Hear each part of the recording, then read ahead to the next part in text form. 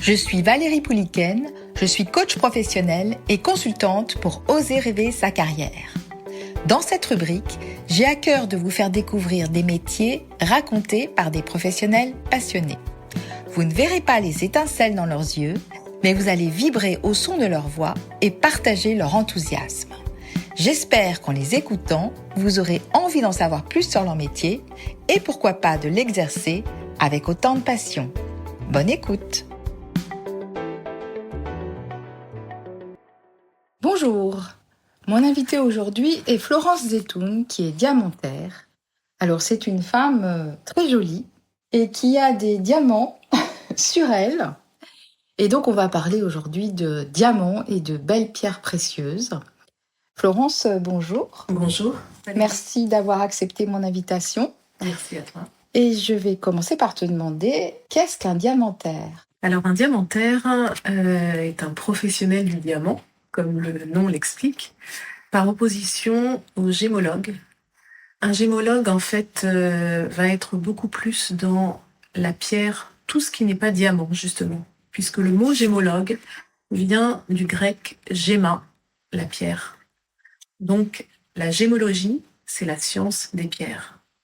Des pierres précieuses ? Des pierres précieuses et D'accord. semi-précieuses. Et semi-précieuses. Alors que le diamantaire, lui, ne pratique que le diamant.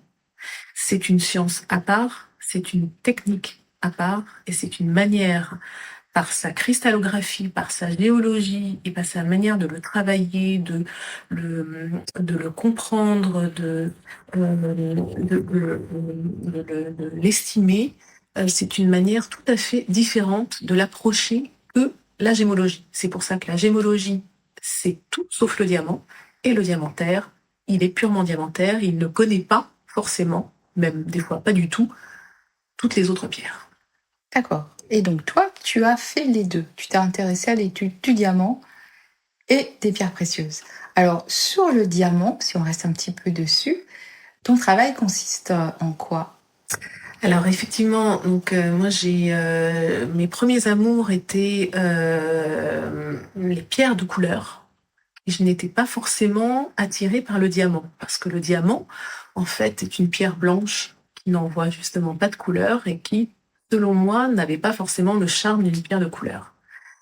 Et alors, j'avais tout d'abord fait des études de gémologie à Anvers, et puis c'est après après avoir travaillé chez Christie's que j'ai découvert que le diamant était une belle pierre.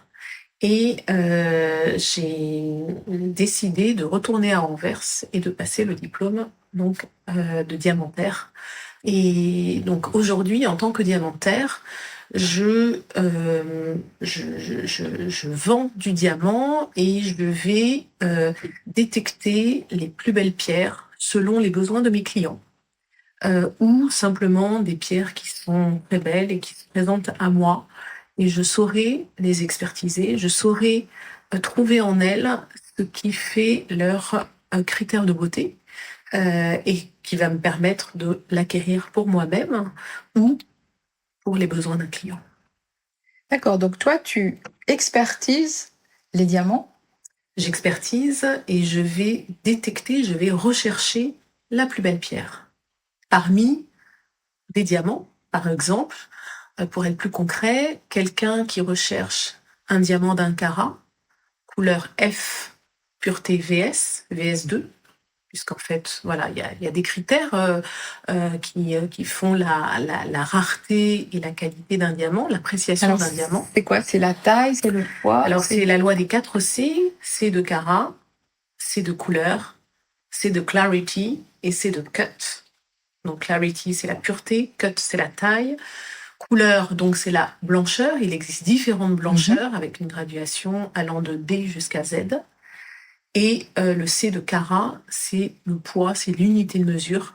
Et pour la petite anecdote, 1 carat est égal à 0,20 grammes. Et le mot carat vient de la graine du caroubier, qui est un arbre que l'on trouve au Sénégal, qui produit des fruits comme un haricot vert, avec à l'intérieur des graines les graines de caroubier. Et quand on a commencé à commercer le diamant, on n'avait bien sûr pas des calculettes, etc. C'était un petit peu à l'état enfin, primaire comme ça.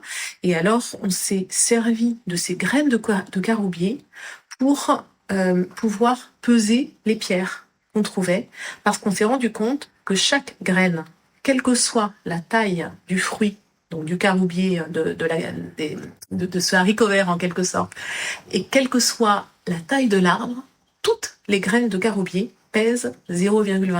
Et c'est comme ça que la graine de caroubier, le carat, est devenu l'unité de mesure. Ah, super intéressant. Donc, alors, par contre, toi, tu ne tailles pas les pierres, on est d'accord, c'est un autre métier. Exactement.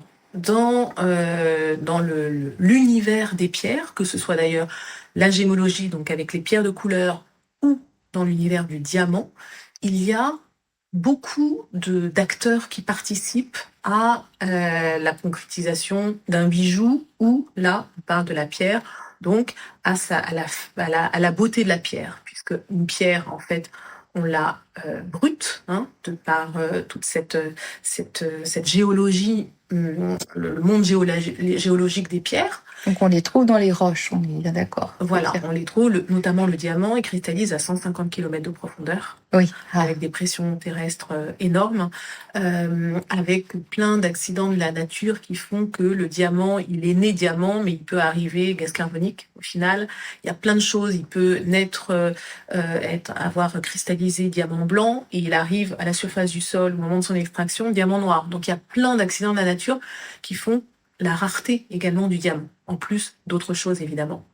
Une fois qu'on a ce brut, en fait, ce brut ne ressemble à rien en fait, puisqu'il a comme une écorce d'orange, il a une forme octaédrique qui est sa cristallographie, et comme une toupie en fait, avec une écorce d'orange. Donc il est pas beau, il brille pas.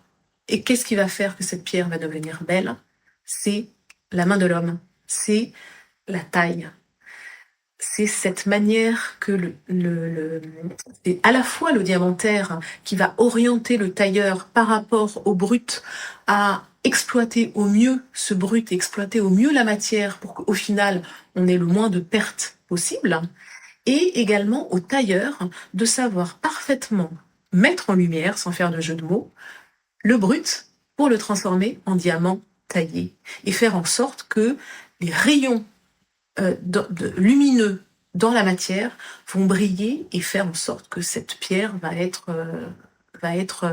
magnifique tant en qualité que en brillance, puisque c'est ce qu'on recherche nous les femmes ou les hommes, d'avoir une pierre qui brille sur la main.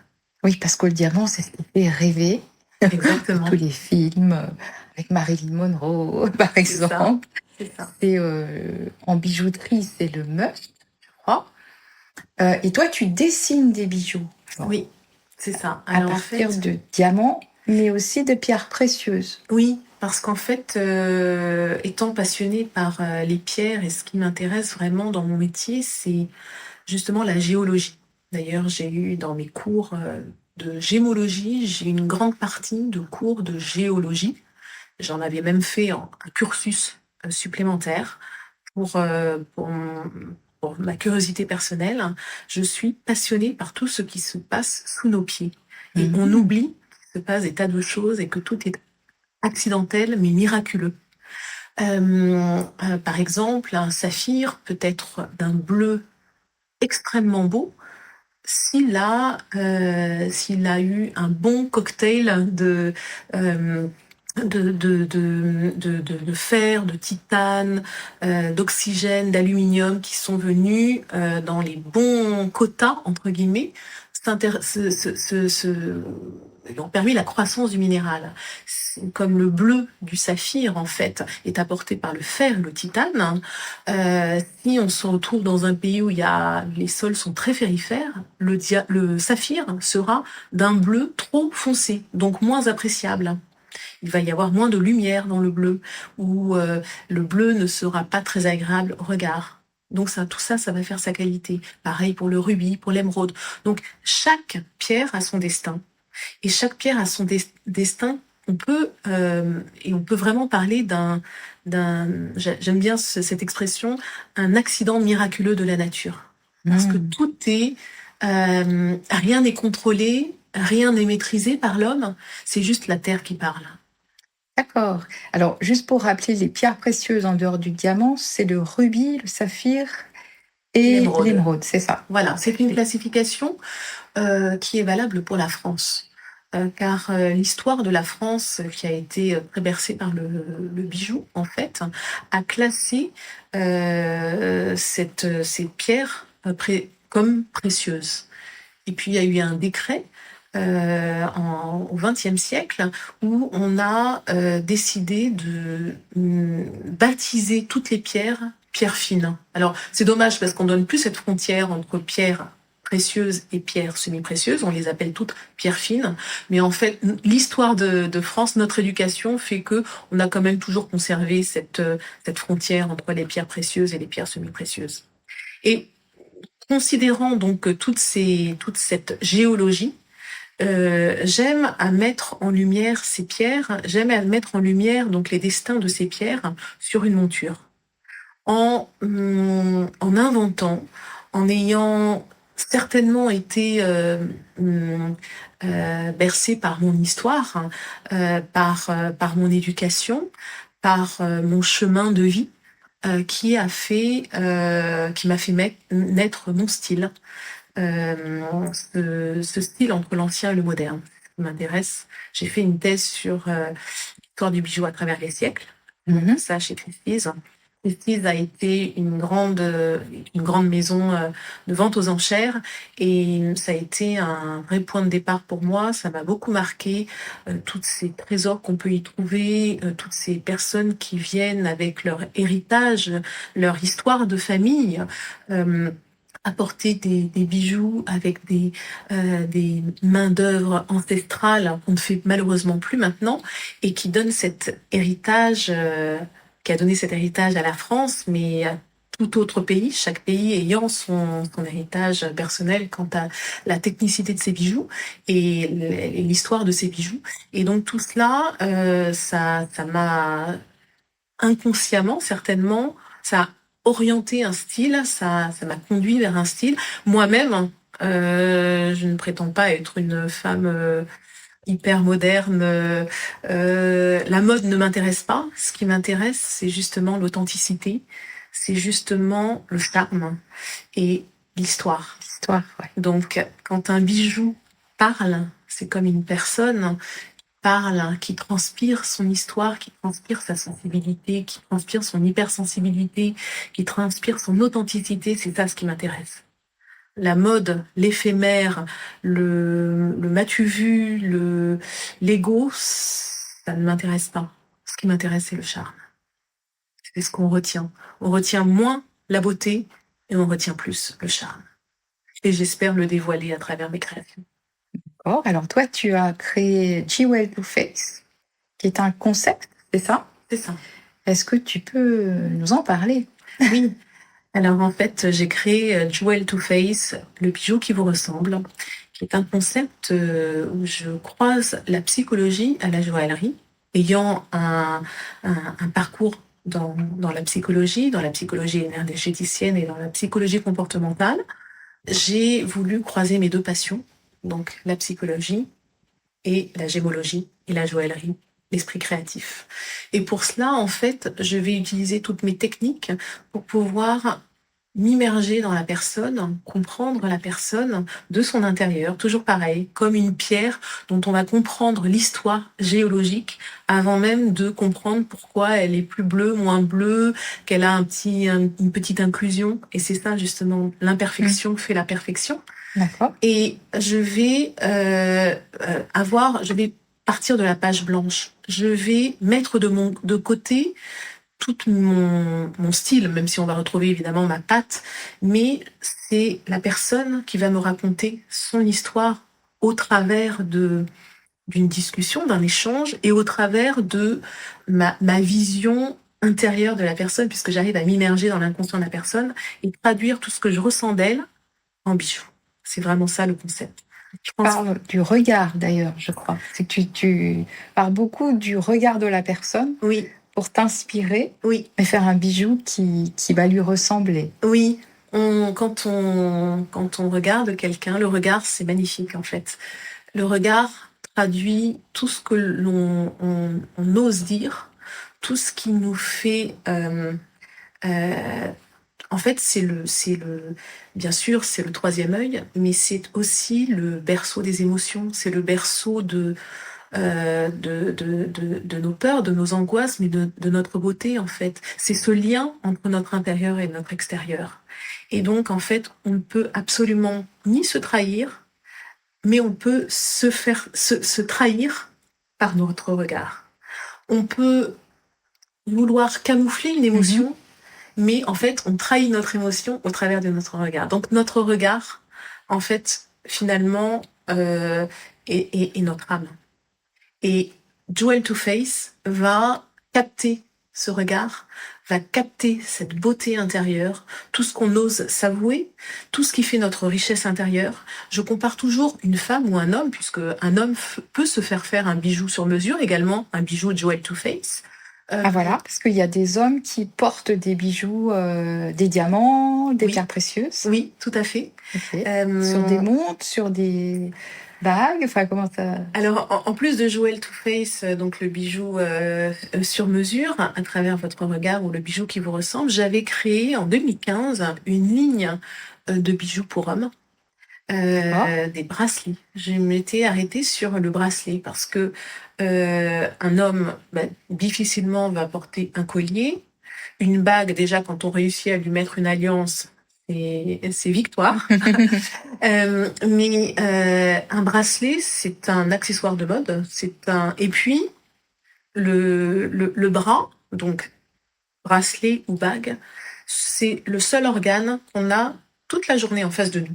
Ça veut dire qu'on va apprécier un bijou à le regarder en face. Donc, bague ou bracelet. Et donc, j'ai privilégié le bracelet pour l'homme. J'avais travaillé, puisqu'en fait, la joaillerie, la gémologie, pour moi, c'est une reconversion professionnelle. Avant, je faisais un tout autre métier. J'étais dans le commercial, dans le marketing, dans l'hôtellerie de luxe et puis dans la mode enfantine. Et quand je travaillais dans l'hôtellerie de luxe, je m'occupais de développer, je travaillais pour la chaîne Hyatt Hotels in the world, et je commercialisais tous les hôtels Hyatt du monde entier sur le marché français, et je m'occupais également de toute la commercialisation, l'ouverture des nouveaux hôtels. Donc je faisais des études de marché pour bien comprendre comment implanter un hôtel sur le marché en question.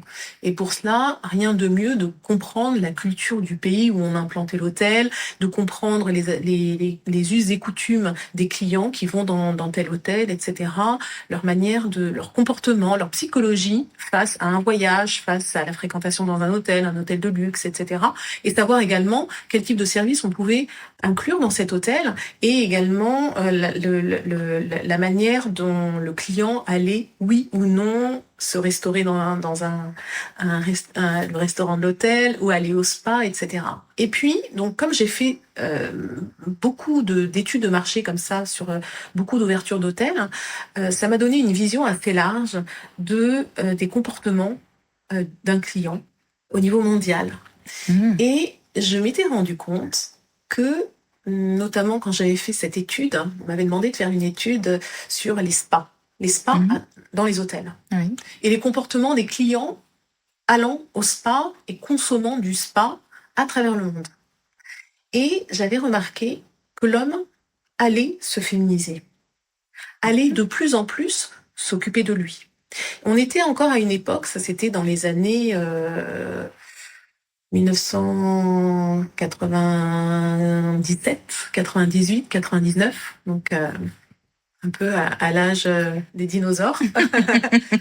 J'avais remarqué que les hommes, puisque j'interviewais également, ils me disaient souvent, avec des études de marché, ils me disaient souvent à l'étranger qu'ils voulaient s'occuper d'eux, mais qu'ils ils ne se sentaient pas à pousser la porte d'un institut de beauté et se retrouver confrontés à des femmes et au regard des femmes. Oui. Et donc, en fait, c'était presque en cachette qu'ils allaient s'acheter des produits de beauté, parce qu'à l'époque, il n'y avait pas du tout de ligne de crème pour hommes, etc. Et donc, c'était beaucoup plus courant à l'étranger qu'en France. En France, l'homme est tout à fait, de par son histoire, il est beaucoup plus à maîtriser ses émotions, à maîtriser son comportement. N'exprime pas sa part féminine. Ouais. Exactement. Il faut pas pleurer, etc., etc. Même si c'est universel, mais il y a des cultures où on accepte et on s'autorise à accueillir ses émotions davantage qu'en France. Et puis, au travers de toutes ces études de marché, en fait, ça m'a fait comprendre qu'un jour, l'homme se féminisera. En ce moment, on est en plein là-dedans. Oui. Tant par la mode que par la beauté et des spas, où maintenant, même quand on va faire une pédicure ou une manucure, c'est pas courant, mais il se peut très bien qu'il y ait un homme qui ose pousser la porte et être au milieu de tous les pieds des femmes et les mains des femmes en train de choisir la couleur de leur vernis à ongles, et eux vont se faire une pédicure ou une manucure. Et en fait, donc en 1997-98, en ayant fait toutes ces études de marché, je me suis dit, tout ça, je le garde dans un coin de ma tête, mais je sais qu'un jour, ça arrivera. Et quand j'ai créé en 2015 ma ligne de bracelets pour hommes, c'était ce fil rouge qui s'est matérialisé dans la création de James Forman, donc ma marque de bracelets pour hommes. Et j'ai voulu pour cela faire quelque chose de très raffiné, très élégant, un peu féminin, mais en même temps très masculin. Et j'ai combiné le cuir, des très beaux cuirs, à de l'or, 18 carats, et des diamants. Tel est le bracelet James Forman. Donc je mixe, j'ai fait des variantes en fait. J'ai inventé à l'aveugle des combinaisons, du lézard, orange par exemple, avec une barrette en or mat, en or blanc mat, et puis des diamants jaunes. Alors ça faisait cet esprit un petit peu comme tennis. Et à chaque fois, je crée un univers. Donc chaque bracelet raconte une histoire ou raconte un univers. D'accord, donc ça c'est les bracelets pour hommes, donc c'est un univers que tu inventes. Et pour les femmes, Jewel to Face, alors c'est des bijoux que tu fais sur mesure. Alors ça c'est que pour des femmes, on est d'accord? Pour des femmes ou pour des hommes? Ça peut être pour des hommes aussi. Oui, j'ai eu l'occasion. C'est quelqu'un qui vient te voir et qui te dit je voudrais offrir à ma femme un bijou, à ma fille, à je sais pas qui. Donc tu demandes à rencontrer la personne, c'est ça? Oui. Alors, ce concept est justement nouvellement rentré au Bon Marché à Paris. Oui, parce que tu as aussi un stand à Paris, c'est ça? Alors, c'est dans les salons particuliers. Donc, je n'ai pas un stand, mais c'est dans les salons particuliers. Ça veut dire c'est au 3e étage du Bon Marché, dans les étages VIP.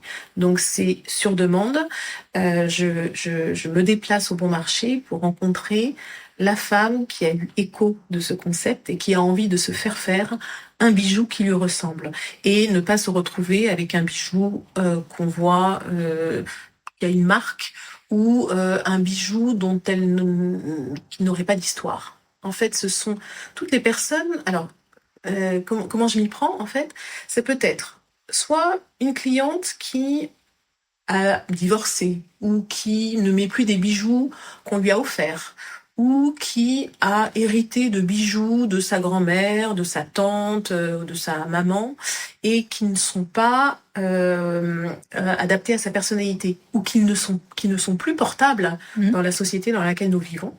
Et elle aimerait se faire un bijou, refondre tout cela, et se créer un bijou pour elle, mais elle n'en a ni l'idée.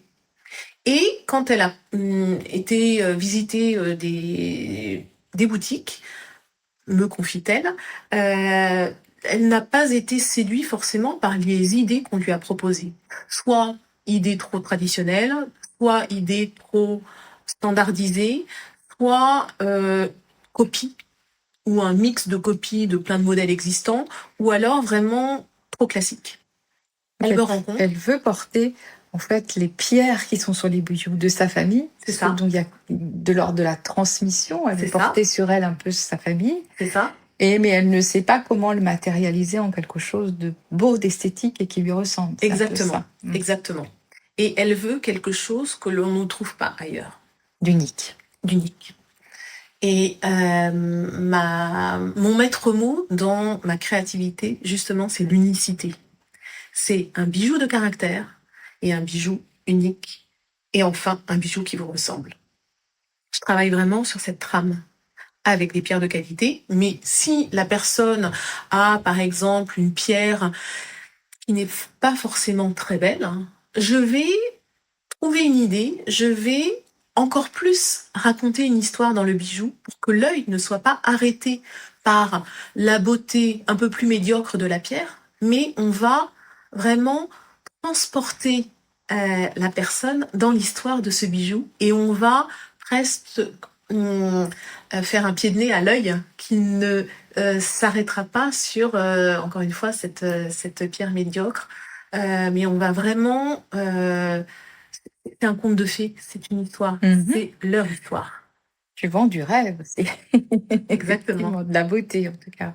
Exactement. Alors, comment, maintenant, j'ai compris effectivement que tu essayes de trouver quelque chose d'unique qui va plaire à la personne.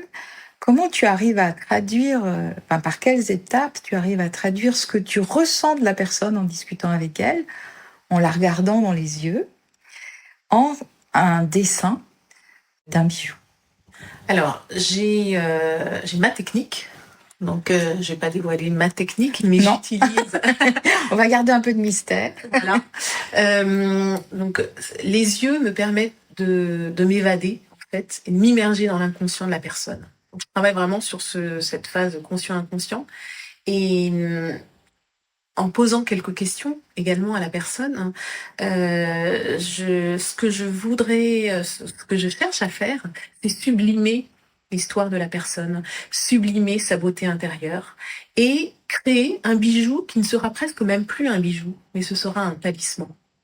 Et cette personne va tellement se reconnaître dans ce bijou, le bijou va tellement lui parler, elle va comprendre à quel point c'est une partie d'elle qu'on a travaillé, que c'est les dires de mes clients, c'est souvent « Ah, mais j'ai tellement de beaux bijoux, et depuis que vous m'avez fait ce bijou, je ne porte plus que celui-ci. » À un point tel qu'il y a souvent des personnes qui m'ont dit, et ça c'est un vrai compliment pour moi, « Ah, mais un matin, j'ai oublié de mettre ma bague. J'allais arriver en retard à mon rendez-vous, et ben je me suis pas bien sentie toute la journée parce que j'ai pas pu remonter la prendre. » Et puis une autre, voilà.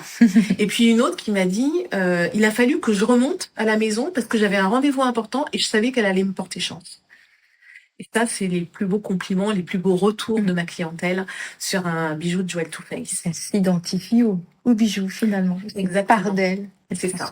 Tout à fait, tout à fait. Et nous avons tous, je compare toujours la femme à une pierre justement, parce que une pierre, en fait, lorsqu'elle cristallise sous le sol, il y a plein de phases et plein, encore une fois, d'accidents de la nature.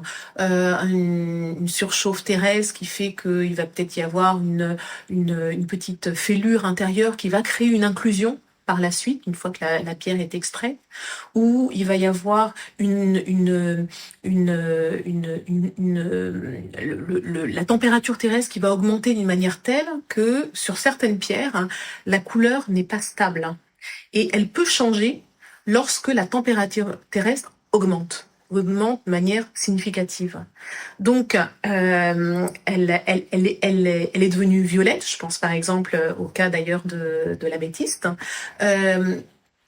qui peut devenir, elle n'a pas sa couleur stable, et elle peut devenir citrine ou quartz fumé en fonction de l'élévation de la température terrestre. Donc, elle change de couleur.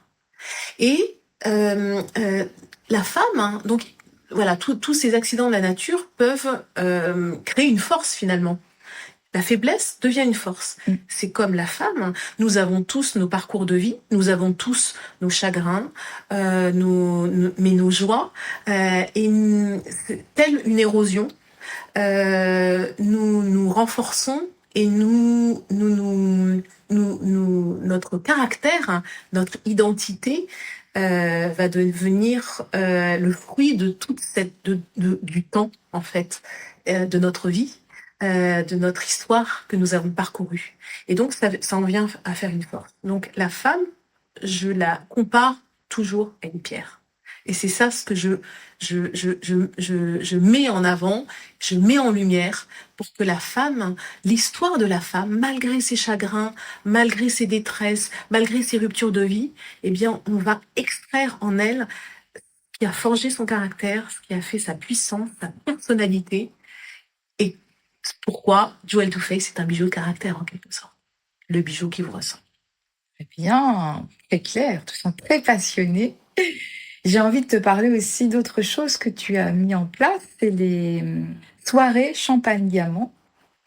Qu'est-ce que c'est?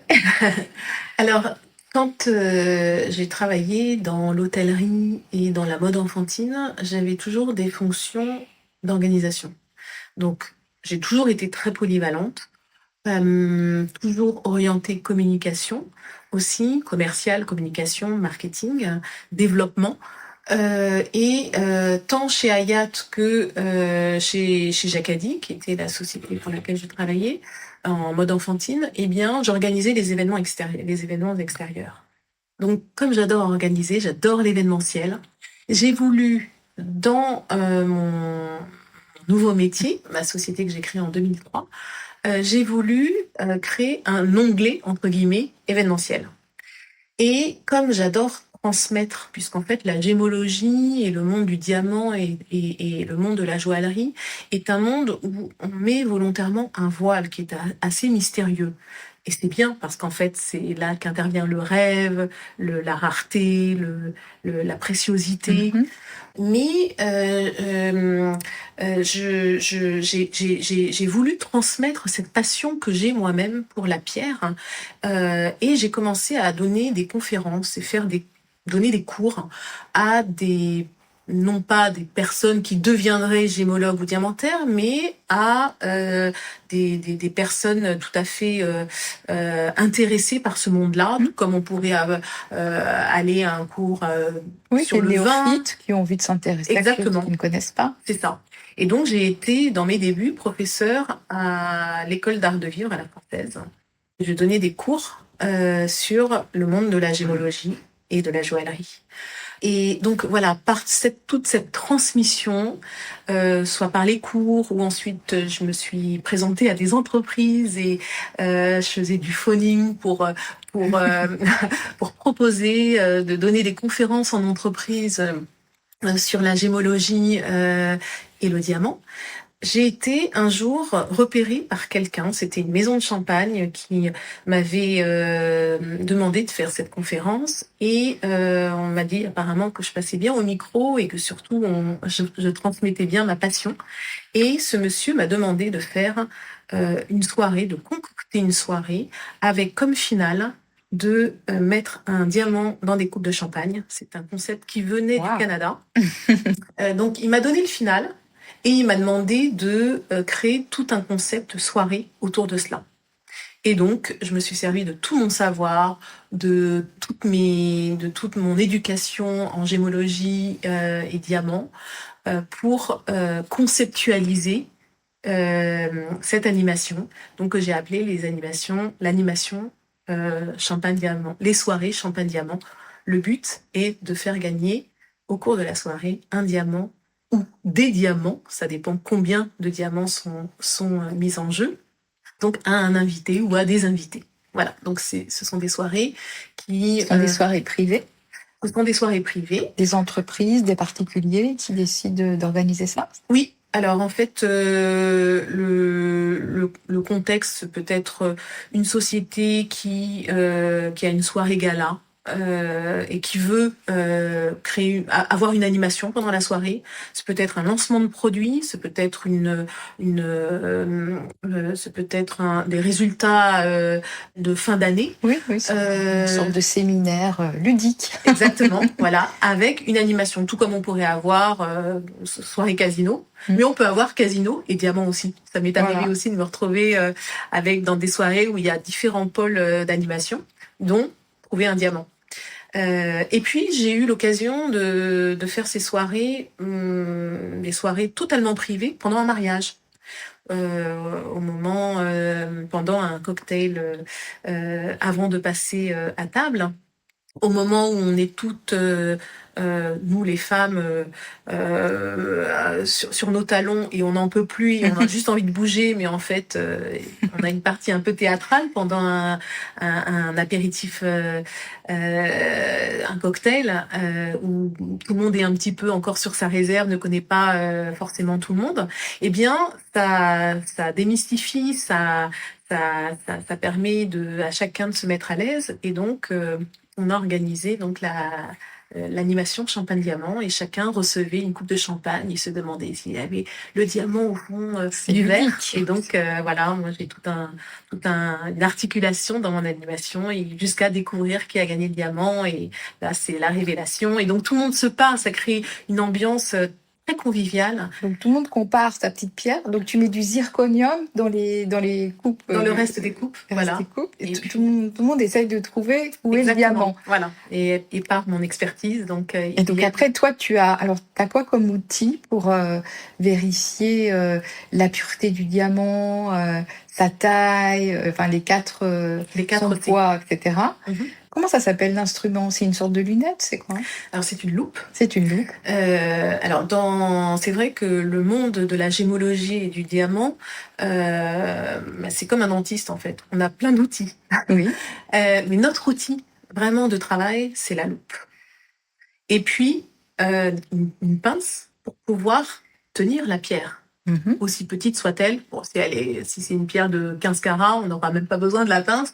Mais voilà, c'est la pince et la loupe. Et la loupe, c'est vraiment notre outil qui va nous permettre d'expertiser une pierre et de vérifier s'il s'agit d'une vraie ou d'une fausse pierre, d'une pierre d'imitation. Bon, après, bien sûr, il y a d'autres outils beaucoup plus techniques et beaucoup plus gémologiques qui vont nous permettre de comprendre quelle est la densité de la pierre, le réfractomètre, ou voilà. Il y a plein d'étapes qui vont aller jusqu'à la conclusion du nom de la pierre, son indice de réfraction, etc. avec le réfractomètre. Mais dans la vie de tous les jours, entre guillemets, c'est la loupe qui nous permet de faire du tri de pierre, qui nous permet d'apprécier une pierre, qui nous permet, lorsque quelqu'un nous montre un bijou, on s'immerge grâce à la loupe dans la pierre et on peut, tout comme la femme, comprendre les tripes, entre guillemets, de la pierre. Tu vas pouvoir connaître son âge, pas forcément, à la pierre. Alors, on peut détecter la mine, d'où provient la pierre, simplement en envoyant la pierre au laboratoire. Il y a des laboratoires dont les principaux sont Anvers et New York. Et puis ensuite, il y en a un petit peu partout. Il y en a aussi à Paris. Mais bon, voilà, les deux plus grands côtés, c'est celui d'Anvers et celui de New York. Il y a aussi la Suisse pour les pierres de couleur. Et donc, ils ont des grosses machines, comme des gros scanners très, très, très performants, qui vont pouvoir, en allant vraiment, vraiment dans la structure cristalline de la pierre, qui vont pouvoir nous donner le nom de la mine, donc sa géographie, où est-ce qu'elle a été cristallisée. Exactement. Et alors, d'où te vient... Alors, tu es passionnée par les pierres, ça se sent tout de suite dans ton discours. D'où ça te vient, cette passion? Tu as une famille qui travaille la pierre ou tu as été dans un environnement particulier? Alors, pas du tout. Je viens d'une famille de scientifiques, d'intellectuels. Et j'ai toujours été un petit peu, je me suis sentie toujours un peu la brebis galeuse parce que j'ai fait une école de commerce, j'ai travaillé dans le marketing et dans le commercial, un peu pour suivre cette trajectoire familiale.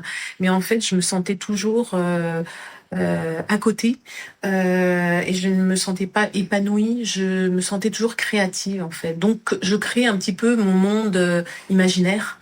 À côté de ça, j'aime beaucoup mettre en valeur les autres parce que je pense qu'il y a une beauté dans chacun de nous, mais qui est dévoilée ou non dévoilée. Et c'est la curiosité qui nous permet d'aller au-delà de l'apparence. C'est pourquoi l'apparence ne m'intéresse pas. Ce qui m'intéresse, c'est vraiment les fonds intérieurs. Encore une fois, Joel to Face, aller Oui. derrière la personne, comprendre son histoire, comprendre une réaction. Rien n'est grave si elle réagit, c'est automatiquement parce que quelque chose l'a touchée qui remonte à son histoire. Mais quelle est son histoire? Donc on a tous et toutes nos faces cachées, mais qui peuvent être de telle beauté, bien plus que l'apparence. Et en fait, ce qui m'a intéressée en fait, c'est donc j'allais chercher toujours quand j'étais étudiante, j'avais pas les moyens, mais j'adorais aller fouiner dans des magasins et repérer des petites paires de boucles d'oreilles. Et j'étais toujours connue pour repérer le petit accessoire qui fait la différence, le petit accessoire hors du commun. À un point tel que mes copines me demandaient d'aller acheter pour elles des accessoires. Et puis, et alors ce qui m'a toujours intéressée justement, c'est les pierres. J'étais émerveillée devant ces magasins de pierres avec des blocs de brut tout à fait différents qui presque à travers la vitrine et mon regard d'enfant, je voyais ces pierres presque comme si elles me parlaient. Tu parles de bijoutier alors que tu regardais. Non, il y a des magasins qui ne vendent que des pierres. Ah, La minéralogie. D'accord, la minéralogie. Et les minéraux, et ça m'intéressait et ça m'intriguait. Et je trouvais que c'était absolument magnifique. Et tout comme on peut s'intéresser au monde marin, mais je m'intéressais au monde souterrain, mais géologique, avec les pierres. Mais encore une fois, c'était la couleur qui m'intéressait. Et tu n'envisageais pas à cette époque de devenir diamantaire ou gémologue. Tu savais peut-être même pas ce que c'était. Exactement. Pas du tout. Pas du tout. C'était juste une attirance. C'était une attirance. Et puis, j'ai eu un grave accident de voiture dans ma vie, où j'ai failli perdre la vie. J'ai manqué 6 mois, en fait. J'ai eu une interruption de 6 mois et donc ça a chamboulé complètement mon existence. Et j'ai à mon retour sur Terre, en fait, quand j'ai pu à nouveau marcher, je me suis jurée d'arrêter ce que je faisais et de vibrer et de vivre. Et j'ai voulu changer de métier. Je n'ai pas été forcément aidée par mon environnement où on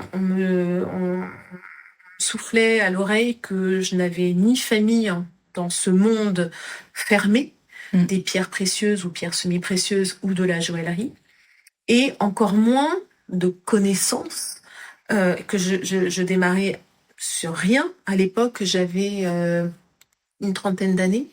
Et puis donc c'était j'avais déjà des années d'expérience dans un monde professionnel qui n'était pas celui-ci. Et comment à l'époque, je parle des années 2000, je crois. La reconversion n'était pas encore quelque chose de très très courant. Exactement. Et puis on pouvait pas passer.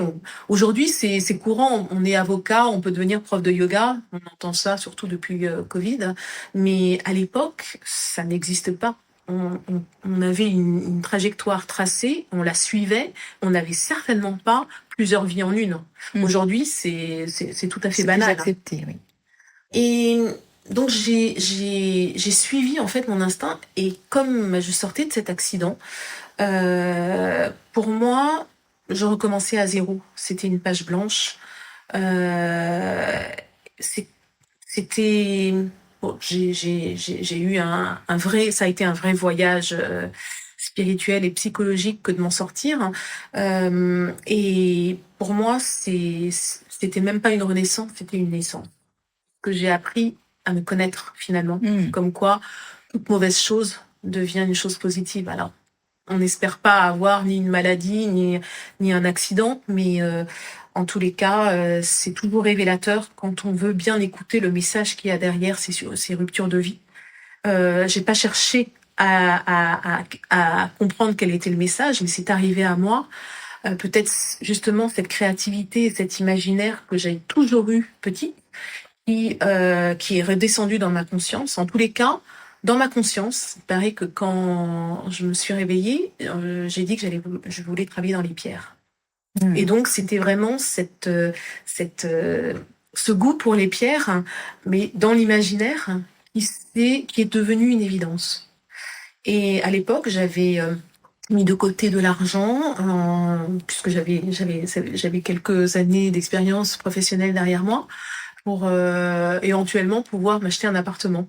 Et bien en fait, j'ai tout mis pour financer mes études, puisque ce sont des études onéreuses. Et je me suis Tu as fait des lancée études en gémologie. en gémologie, mais en France ou en... Alors au début, j'ai fait un cursus en France, mais qui n'était pour moi pas suffisant. J'ai voulu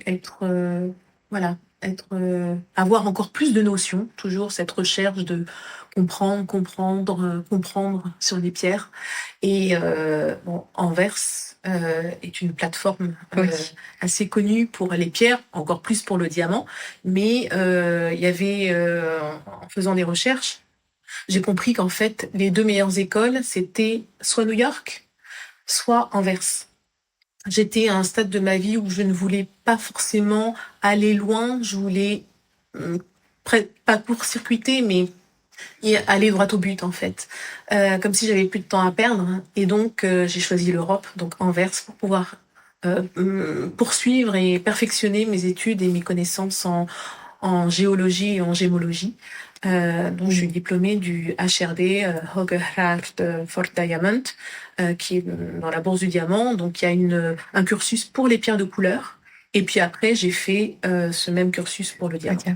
Et donc là, tu t'es retrouvée avec des personnes qui étaient issues de la joaillerie, qui étaient déjà dans cet univers-là, qui avaient peut-être des parents qui étaient déjà, et toi, tu t'es retrouvée un peu électron libre, un peu parachutée. Exactement. Et comment tu t'es ancrée dans ce monde? Comment tu t'es fait des relations? Alors en fait, ça a été un peu compliqué, mais en même temps, je ne me suis pas arrêtée à ça.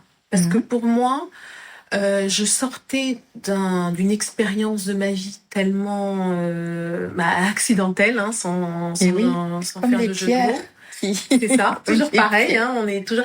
Et donc, c'est comme si ma passion sortait de mon corps, en fait. Même si, donc encore une fois, dans mon environnement, on me disait t'es pas issu d'une famille de gémologues, de diamantaires, il n'y a pas de bijouterie, il n'y a pas de bijoutier, on t'attend pas. J'ai entendu ces phrases mais 1000 fois. Mais il n'y a pas énormément de diamantaires et de gémologues. Non, il y en a pas. C'est pas un métier qui est courant, même s'il y a beaucoup de joaillerie, mais ils ne sont peut-être pas forcément gémologues et diamantaires. De par un cursus vraiment, soit ça a été transmis de génération en génération, donc ils n'ont peut-être pas forcément besoin d'aller à l'école parce qu'ils ont eu cette chance de pouvoir avoir un savoir qui a été transmis de manière générationnelle. Moi, j'avais pas eu cette chance. En tous les cas, mon père m'a donné une clé, comme il sait bien le faire, un conseil précieux, sans faire de jeu de mots, c'est peut-être tu veux changer de métier, mais sois technique. Et pour cela, fais une école. Et donc j'ai été technique, et c'est pourquoi j'ai fait cette école donc de gémologie pour devenir gémologue et de diamantaire pour devenir donc diamantaire. Mais c'est vrai que j'étais au milieu dans ma classe, dans mes classes, il y a toujours eu, j'étais effectivement la brebis galeuse. Tout le monde savait à l'issue du diplôme qu'ils allaient rejoindre la boutique familiale ou dont les parents avaient une mine et donc ils allaient travailler là, etc., etc. Et moi, en fait, je cherchais même pas à savoir ce que j'allais faire. En fait, je continuais à avancer parce que je croyais en mon destin et je savais qu'il y avait un grand sourire sur le mot destin et que voilà, c'était ma deuxième vie. J'ai eu la chance ensuite de pouvoir travailler chez Christie's et de pouvoir rencontrer des marchands de pierres qui m'ont donné des conseils extraordinaires et qui m'ont porté. Et j'ai su écouter ces messages parce que c'est toujours pareil. Dans la vie, on croise des gens, mais on ne retient pas forcément les mots. On retient pas forcément les messages. Tu t'es appuyé sur les opportunités. C'est ça. Tu es arrivé avec ta passion, en fait. C'est exactement. Ça qui a dû les intéresser, C'est ça. Et donc, j'ai peut-être canalisé tous les messages et ça a vibré en moi. Et voilà, peut-être que j'ai été attirée par des opportunités. Et puis ensuite, j'ai osé me lancer dans le monde de l'entrepreneuriat. Mais surtout, j'ai réussi à faire confiance à 2 familles de diamantaires avec qui je travaille à Anvers, puisque c'est pas évident non plus de pouvoir travailler à Anvers dans ce monde impitoyable, qui n'est fait pratiquement que d'hommes et où la place des femmes est peu courante. Alors qu'on parle de bijoux pour femmes, pourtant, parce que c'est quand même les femmes qui en consomment le plus. C'est ça. Et c'est un milieu très masculin, un peu comme la mode. Comme la bourse, en fait. Oui, c'est plus, oui. C'est un marché C'est un marché d'achat-vente C'est de ça. pierres précieuses, C'est de ça. négoce. Exactement. Ok. Et est-ce qu'aujourd'hui tu vis de ton métier? Donc ton métier, c'est de créer des bijoux et de les vendre, pas principalement. Alors, les métiers d'art sont des métiers assez en dents de scie, évidemment. Je vis de ma passion, en fait. Mhm.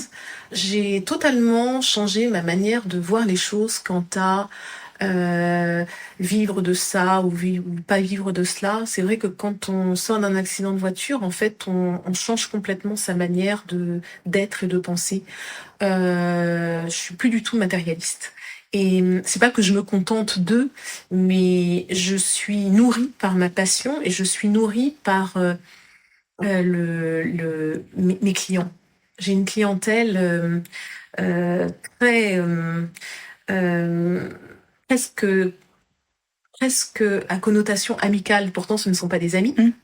Mais j'ai comme maître mot de ne pas créer de frontières entre le mot client et le mot fournisseur, en fait, un fournisseur de bijoux. Je sais pas si on peut appeler ça comme ça, mais cette barrière qu'on met, par exemple, dans un magasin où la vendeuse voit arriver un client, ça, c'est quelque chose qui ne fait pas partie de ma nature et de ma personne. J'aime m'être à l'aise. Et donc, y a justement pas de frontières, il n'y a pas de froideur. Je dis d'ailleurs, quand on découvre un bijou, ou quand on est à une de mes expositions, puisque je n'ai pas de boutique, je ne fais que des expositions, je suis itinérante, je le dis toujours, ici, vous êtes comme à la maison. Vous regardez, peut-être que vous n'allez rien acheter, mais vous allez vous projeter et vous allez sentir mes bijoux. Le plus beau compliment, surtout venant d'un homme qui a repéré mes bijoux lors d'une exposition, il m'a dit « Florence, vous faites des bijoux de dame en un mot et en 2 mots. » Et c'est mon plus beau compliment. Ça veut dire qu'on a compris l'ADN de mes bijoux. J'ai mon approche du bijou. Mon approche du bijou, c'est justement, ce n'est pas un bijou qui correspond à un rang social qui est là pour montrer voilà, aux autres. C'est le contre-pied, parce qu'effectivement, un bijou, ça peut paraître, surtout un diamant, ça peut paraître ostentatoire pour marquer son statut social, et ça peut être superficiel. C'est pas quelque chose d'essentiel pour vivre. C'est ça. Donc, toi, tu as pris le contre-pied, c'est qu'en fait, ça va être quelque chose de très authentique. Oui. Qui n'est pas ce qu'on pense d'un bijou a priori au départ. Exactement. Toujours pareil, c'est toujours ce même ADN, ce même fil rouge, le fond intérieur, la beauté intérieure, l'authenticité, notre personne, notre personnalité. Et donc, c'est notre intérieur qui finalement embellit le bijou. C'est pas forcément le bijou qui est beau. Il est peut-être beau, mais c'est notre intérieur, notre histoire qui va lui apporter la beauté. Donc voilà, c'est vraiment le contre-pied.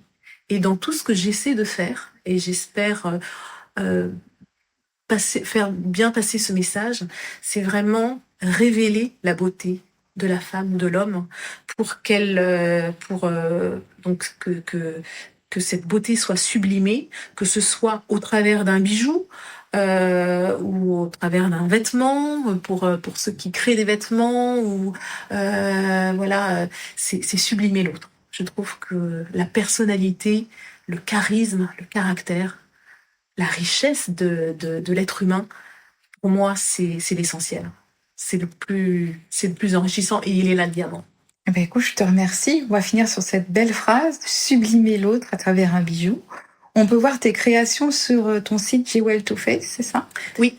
D'accord. C'est www.jewel2face.com. Pour James Forman, c'est www.jamesforman.com. D'accord. Et j'ai un compte Instagram, Florence Zetoun. Voilà. Écoutez, je vais inviter nos auditeurs à aller regarder. En tout cas, c'est magnifique. Moi, j'ai regardé. C'est très original. Et on sent que c'est vraiment très, très personnalisé. Il y a vraiment ta patte derrière et aussi l'histoire des personnes pour lesquelles tu as créé des bijoux.